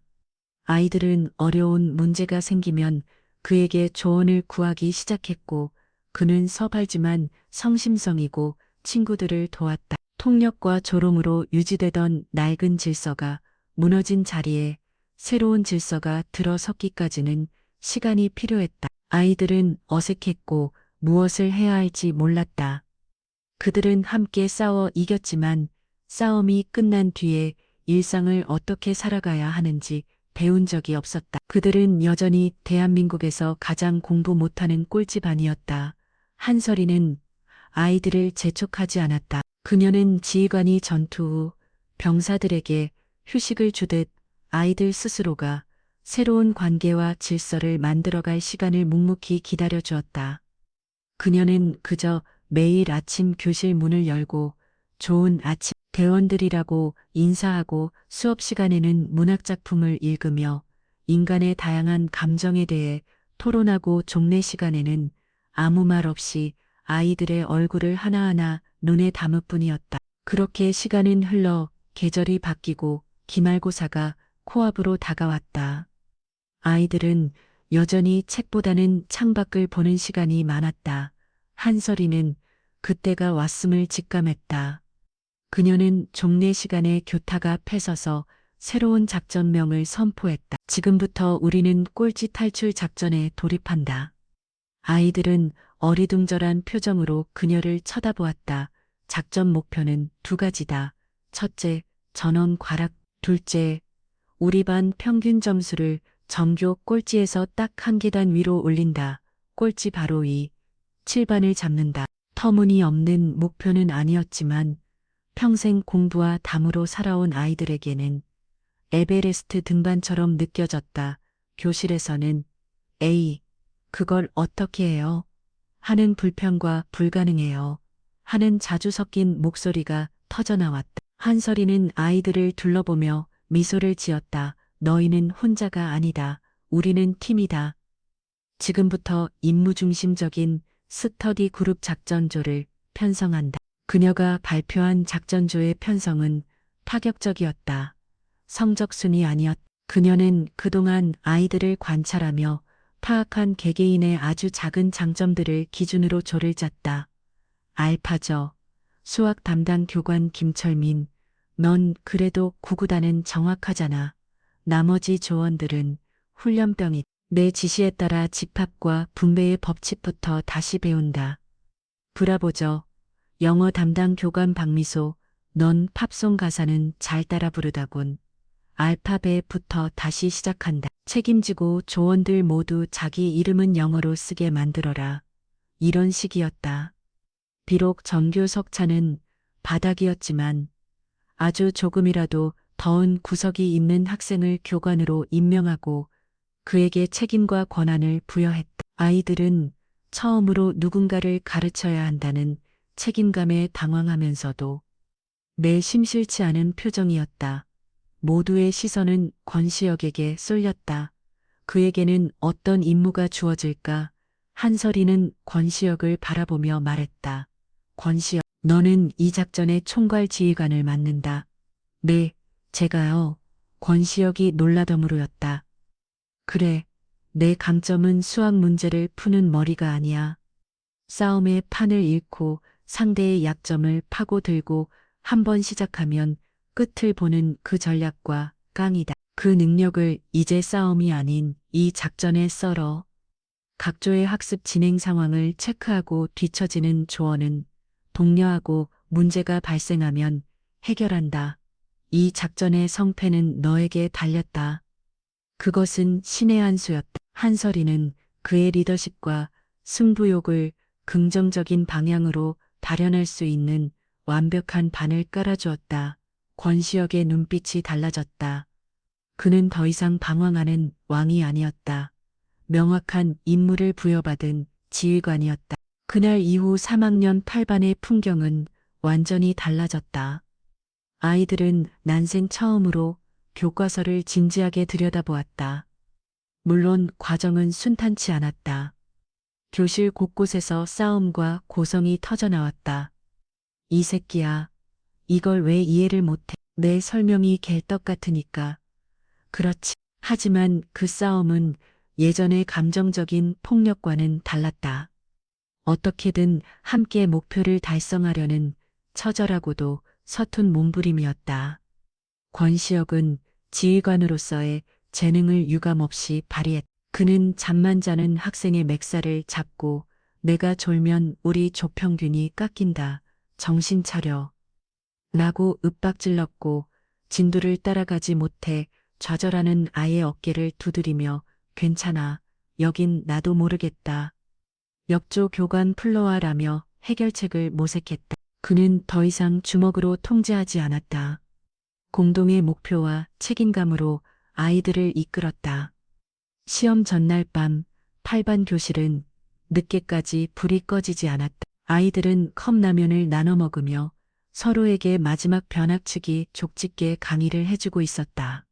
그 모습은 꼴찌 반의 교실이 아니라 중요한 작전을 앞둔 특수부대원들의 숙소처럼 보였다. 한설이는 복도에서 창문 너머로 그 모습을 흐뭇하게 지켜볼 뿐이었다. 결전의 날 기말고사가 끝났다. 그리고 며칠 후 성적표가 나왔다. 기적은 일어나지 않았다. 아이들의 성적이 갑자기 수직 상승하여 상위권이 되는 일은 없었다. 하지만 놀라운 결과가 있었다. 과락증 낙제점을 받은 학생이 단 한 명도 없었다. 모두가 자신의 힘으로 찍지 않고 문제를 풀어 얻어낸 부끄럽지 않은 점수를 받아들었다. 마지막으로 교실 게시판에 전교 반평균 석차표가 붙었다. 아이들은 침을 삼키며 게시판으로 몰려들었다. 권시혁이 대표로 맨 아래부터 확인했다. 맨 마지막 한 구동은 3학년 7반이었다. 아이들은 믿을 수 없다는 듯 다시 한번 확인했다. 그리고 8등 칸에 적힌 3학년 8반이라는 글자를 발견했다. 우리가 이겼. 누군가의 외침을 시작으로 교실은 떠나갈 듯한 환호성으로 가득 찼다. 아이들은 서로 부둥켜 안고 소리를 지르고 주먹을 허공에 휘둘렀다. 고작 전교 골지를 몇일 뿐인데 마치 수능 만점이라도 받은 것처럼 기뻐했다. 그것은 점수의 승리가 아니었다. 우리도 할 수 있다는 가능성의 증명이었고 함께 땀 흘려 이뤄낸 첫 번째 성공이었다. 한설이는 교탁 앞에서 박수를 치며 환하게 웃고 있었다. 잘했다 대원들. 우리는 더 이상 꼴찌가 아니다. 우리는 포항철강고 3학년 8반 하나의 팀이다. 아이들의 환호성이 교실을 넘어 잿빛 공장 지대 위로 퍼져나갔다. 패급들의 집합소는 사라졌다. 그 자리에는 수많은 상처와 실수를 딛고 함께 싸우고 승리하는 법을 배운 강철의 팀이 서 있었다. 그들의 진짜 성장은 바로 지금부터 시작이었다. 기말고사에서 전교골지 탈출이라는 작은 기적을 이뤄낸 3학년 8반의 변화는 조용하지만 거대한 파도처럼 학교 전체로 퍼져나갔다. 더 이상 아이들은 3학년 8반 교실 앞을 지나갈 때 노골적인 경념이나 두려움의 시선을 보내지 않았다. 대신 그 자리에는 이해할 수 없는 현상에 대한 호기심과 희미한 경계심이 자리 잡았다. 패급들의 집합소 교사들의 무덤이라 불리던 그곳에서 대체 무슨 일이 일어나고 있는지 모두가 궁금했다. 교실 안의 공기는 이전과 비교할 수 없을 만큼 달라졌다. 욕설과 담배 연기가 가득했던 공간은 이제 어색하나마 서로의 안부를 묻는 목소리와 희미한 웃음소리로 채워졌다. 물론 아이들이 하루아침에 모범생이 된 것은 아니었다. 여전히 수업 시간에는 좋은 아이들이 있었고 복도에서는 거친 멘트가 오갔다. 하지만 그들의 눈빛이 달라져 있었다. 과거에 텅 비고 공허했던 눈동자에는 이제 우리라는 이름의 작은 불씨가 내일이라는 이름의 희미한 기대감이 담겨 있었다. 한설이는 이 모든 변화의 중심에서 묵묵히 자신의 자리를 지켰다. 그녀는 아이들에게 더 이상 명령하지 않았다. 대신 질문을 던졌다. 이 문제는 어떻게 풀어야 할까? 졸업하면 뭘 하고 싶나? 내 생각은 그녀는 아이들 스스로가 생각하고 선택하고 책임지는 법을 배우도록 한 걸음 뒤에서 지켜보는 조력자의 역할을 자처했다. 아이들은 그런 그녀의 방식을 통해 자신들이 더 이상 통제와 지시의 대상이 아닌 존중받는 하나의 인격체임을 서서히 깨달아갔다. 그렇게 평화로운 시간이 흐르던 어느 날 가을의 문턱에서 포항철 광고의 가장 큰 열대 행사인 전교체육대회 공고가 나부터다. 체육대회는 단순한 운동 경기가 아니었다. 각 반의 명예를 걸고 종합 우승의 상징인 봉황기를 차지하기 위한 치열한 전쟁터였다. 이 소식이 전해지자 3학년 8반 교실은 다시 예전의 냉소적인 분위기로 돌아갔다. 체육대회, 우리랑 상관없는 얘기자. 어차피 꼴찌는 정해져 있는데 뭐하러 힘을 그냥 그늘에 앉아서 구경이나 하다가 집에 가는 날이지. 수년간 쌓여온 패배의 기억은 아이들의 뼛속 깊이 새겨져 있었다. 3학년 8반에게 체육대회란 다른 반 아이들의 들러리를 서고 조롱의 대상이 되는 1년 중 가장 비참하고 그룹적인 날에 불과했다. 기말고사 성적을 한 계단 올린 것은 그들만의 작은 승리였을 뿐 전교생 앞에서 자신들의 무력함을 다시 한번 확인해야 한다는 사실이 두려웠던 것이다. 그들의 패배 주위에 불을 지킬 것은 바로 아래 등수였던 3학년 7반이었다. 7반의 반장이자 전교 회장인 나진성은 공부도 잘하고 운동도 잘하는 소위 말하는 모범생의 표본이었다. 그는 복도에서 권시혁과 마주치자 노골적인 비웃음을 흘리며 시비를 걸어왔다. 8반 시험 한 번 잘 찍었다고 아주 기세등등하네. 운도 실력이라고는 하지만 너의 같은 패급들한테는 과분한 행운이었지. 권시혁의 눈썹이 꿈틀이었다. 하지만 그는 예전처럼 주목을 날리는 대신 차갑게 상대를 쏘아보며 대구했다. 할 말 없으면 비켜. 나진성은 어깨를 의식하며 과장된 몸짓으로 말을 이었다. 이번 체육대회 때 확실히 보여줄게. 너희는 영원한 꼴찌고 우리는 너희와는 격이 다르다는 것. 봉황기는 당연히 우리 7반 차지가 될 거고 너희는 작년처럼 운동장 구석에서 먼지나 먹고 있게 되겠지. 기대해. 나진성의 조롱 섞인 목소리는 8반 아이들의 자존심을 정면으로 핥혀왔다. 교실로 돌아온 권시혁의 얼굴은 굳어 있었고 그 소식을 전해들은 아이들의 얼굴에도 분노와 함께 어쩔 수 없는 무력감이 번져나갔다. 종례 시간 침묵에 잠긴 교실을 둘러보던 한설인이 입을 열었다. 체육대회 참가 종목 신청서를 오늘까지 제출해야 한다. 아무도 대답이 없었다. 그녀는 다시 한번 말했다. 전투를 회피하는 군인에게는 오직 두 가지 미래만 있을 뿐이다. 불명예 제대에 혹은 적의 포로가 되는 것. 너희는 어떤 미래를 선택하겠나? 그때 한 학생이 볼멘 소리로 중얼거렸다. 어차피 싸워봤자 지는 싸움이잖아요. 그 말을 기다렸다는 듯 한설인의 눈빛이 날카롭게 빛났. 지는 게 두려운 건가 아니면 싸우기도 전에 스스로를 패급이라 단정하고 도망치는 건가. 그녀의 말은 아이들의 가장 아픈 곳을 찔렀다. 패급. 그들은 그 지긋지긋한 단어에서 벗어나기 위해 발버둥 쳐왔다. 그런데 지금 그들 스스로가 다시 그 단어 뒤로 숨으려 하고 있었다. 나는 너에게 우승하라고 말하지 않겠다. 봉황기를 가져오라고도 하지 않겠다. 하지만 단 하나, 이것만은 명령한다. 팀으로 섭 싸워라. 그리고 팀으로 섭 끝까지 버텨라. 우리는 포항철 간고 3학년, 더 이상 누구의 들러리도 구경꾼도 아니다. 이 운동장의 당당한 주역이다. 그녀의 목소리는 교실 전체를 압도하는 힘이 있었다. 아이들의 눈빛이 흔들리기 시작했다. 그때 권시혁이 자리에서 일어나 한설인을 향해 말했다. 그의 목소리에는 지휘관으로서의 결의가 담겨 있었다. 작전 계획을 하달해 주십시오.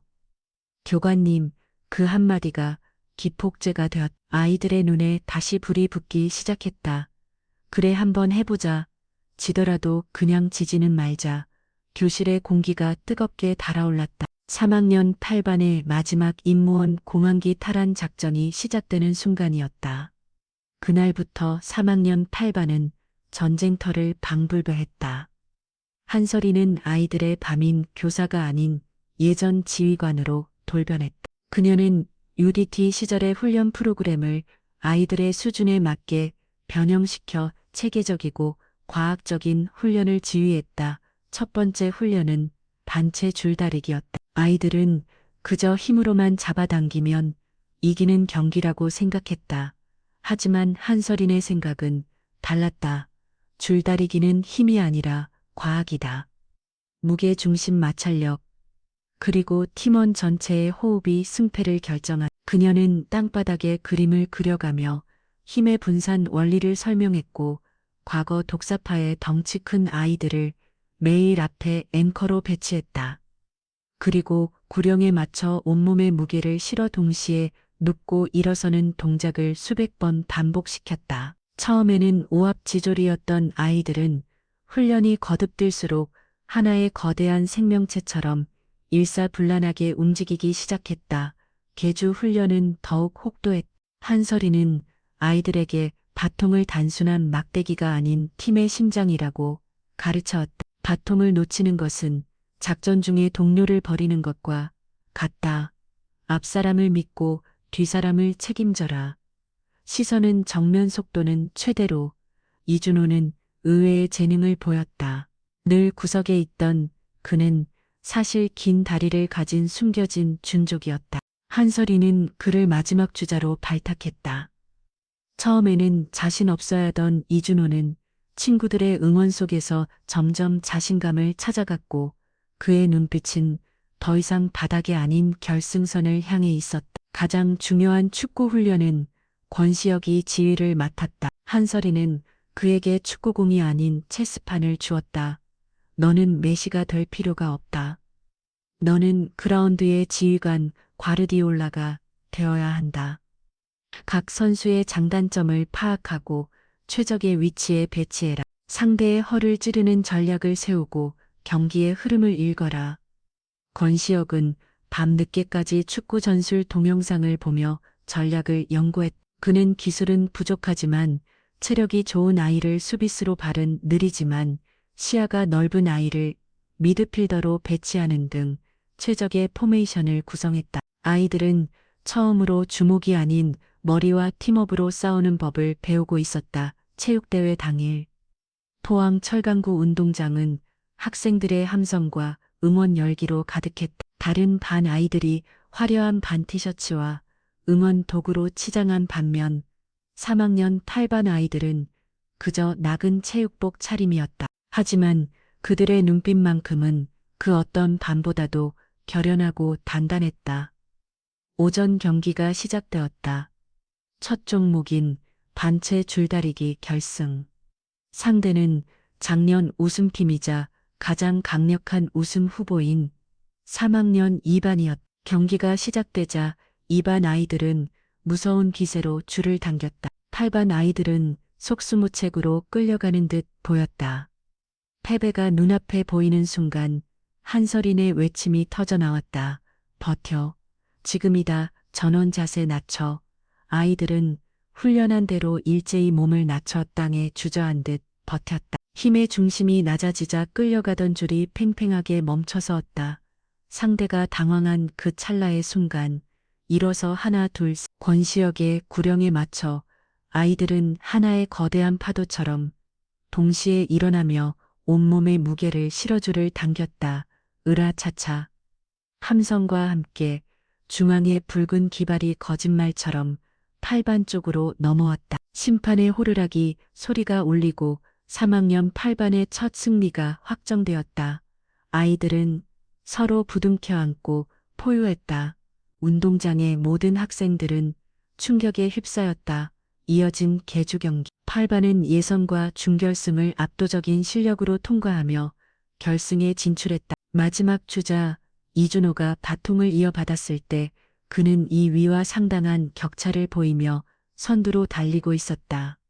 하지만 승리를 눈앞에 둔 순간 너무 긴장한 탓에 결승선 앞에서 발이 엉켜 넘어지고 말았다. 그는 간발의 차이로 2위에 머물렀다. 아이들은 아쉬워했지만 누구도 넘어진 이준호를 탓하지 않았다.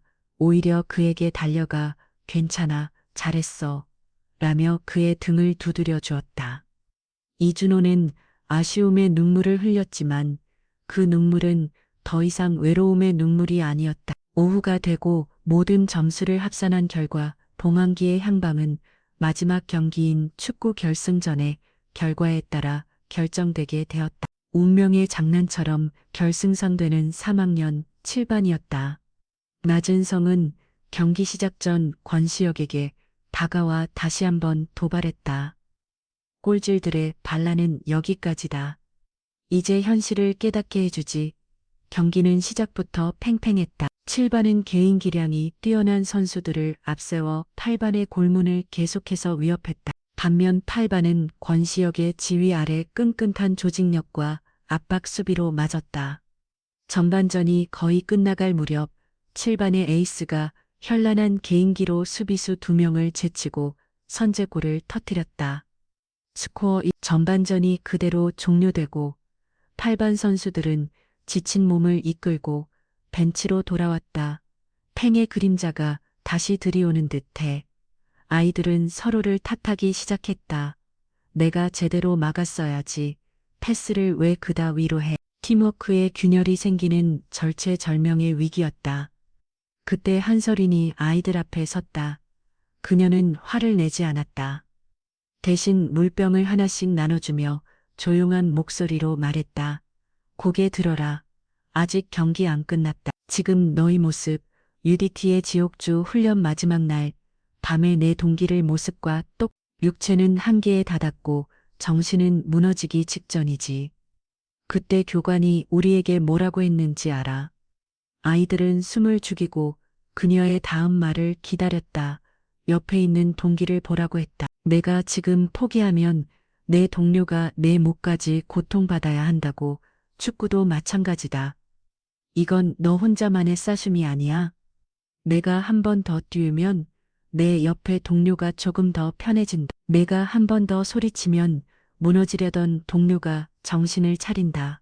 점수는 잊어라. 전수도 잊어라. 후반전 마지막 1초까지 오직 옆에 있는 동료를 위해 뛰어라. 그것이 우리가 오늘 증명해야 할 모든 것이다.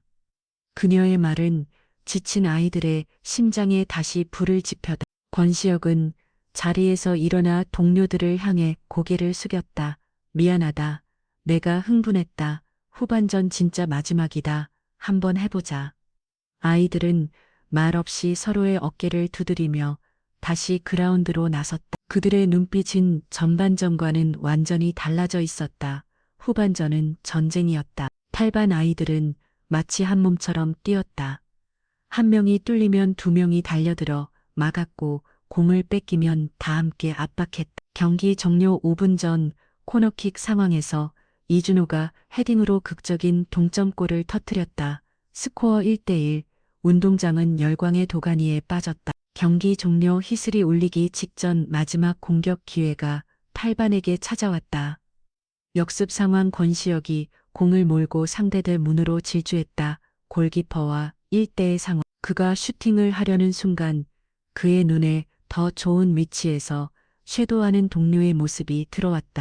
영웅이 될 수 있는 기회를 눈앞에 두고 그는 망설임 없이 패스를 선택했다. 공을 받은 동료가 침착하게 골문 안으로 공을 밀어 넣었다. 버저가 울렸다.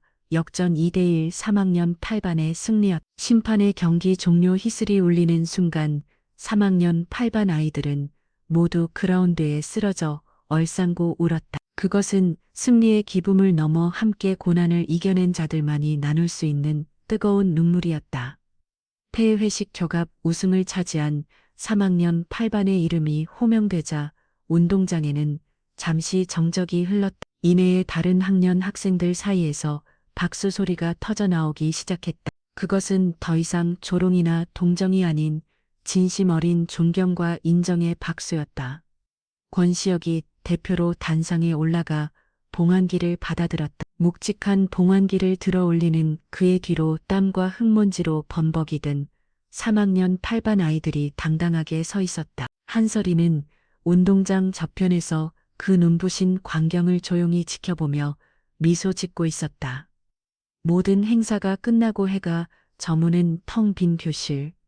아이들은 돌아갔지만 권시혁과 이준호는 교실에 남아 창밖을 보고 있었다. 교실 한 가운데에는 오늘 그들이 피와 땀으로 쟁취한 봉황기가 조용히 빛나고 있었다. 이제 정말 끝난 건가? 이준호가 마지막이 말했다. 아니, 이제 시작이겠지. 권시혁이 대답했다. 그때 교실 문이 열리고 한설인이 들어왔다. 그녀는 봉안기를 한번 바라보고 두 학생을 보며 말했다. 훌륭한 작전 수행이었다. 너희 모두는 최고의 대원이었다. 전부 선생님 덕분입니다. 권시혁이 진심을 담아 말했다. 한설이는 고개를 아니, 너희 스스로가 해낸 거다. 나는 그저 너희 안에 잠들어 있던 힘을 믿었을 뿐이다. 졸업이 얼마 남지 않았다. 세상은 학교보다 훨씬 더 거칠고 힘든 작전 지역일 거다. 하지만 기억해라. 너희는 더 이상 혼자가 아니라는 것. 그리고 너희는 결코 패급이 아니라는 것. 그녀의 눈빛은 그 어느 때보다 따뜻하고 깊었다. 포항의 제피탄을 위로 마지막 놀이 불게 타오르고 있었다.